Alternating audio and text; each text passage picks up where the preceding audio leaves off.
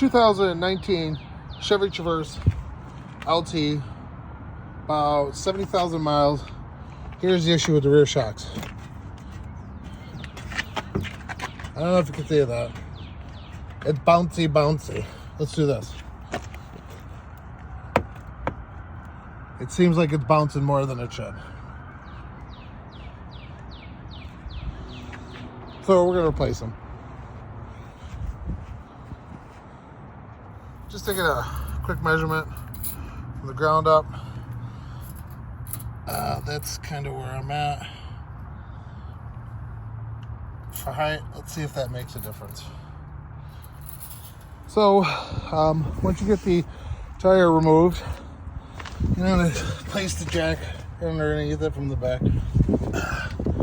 You have this.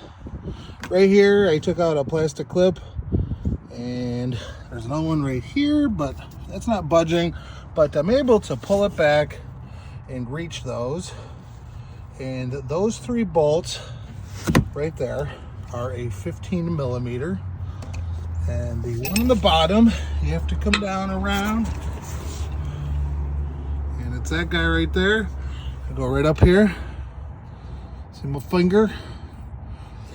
And that's an 18. And I'm going to use a short socket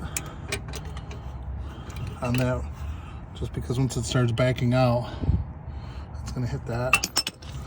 And also too, on the back side, maybe you could clean that off with a little bit. Once I get this shock out, I will do some other things. As I started to crank on this little guy, it started to turn. 18 millimeter wrench. And I don't have a torque spec. All I did was kind of just pay attention to how the threads are. I took a picture, and well, let's go from there. So these 3 popped off relatively easy. The one thing I'm paying attention to, there's a little divot here, because when you get the shock, it doesn't say driver or passenger, left or right. It looks like it's just one part number for both sides, but I'll do a side by side in a second.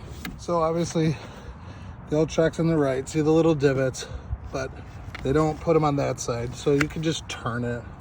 That's a lot of divot. But here we're gonna do, watch this. I'm gonna push down. It's somewhat decently hard to a point.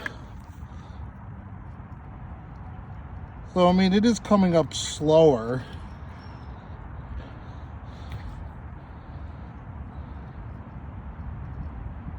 Okay, let's do the new one. That's a little bit tougher to push down, and that seems like it's bouncing right back up.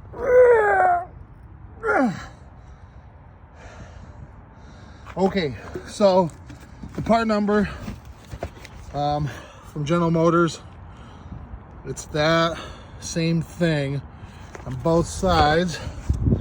Here's the one, this is the one I opened. Seems like it's the same part number. Okay, and then we'll just go from there. So for me, I put the shock down in there and fed the bolt through. Now I know what you're thinking.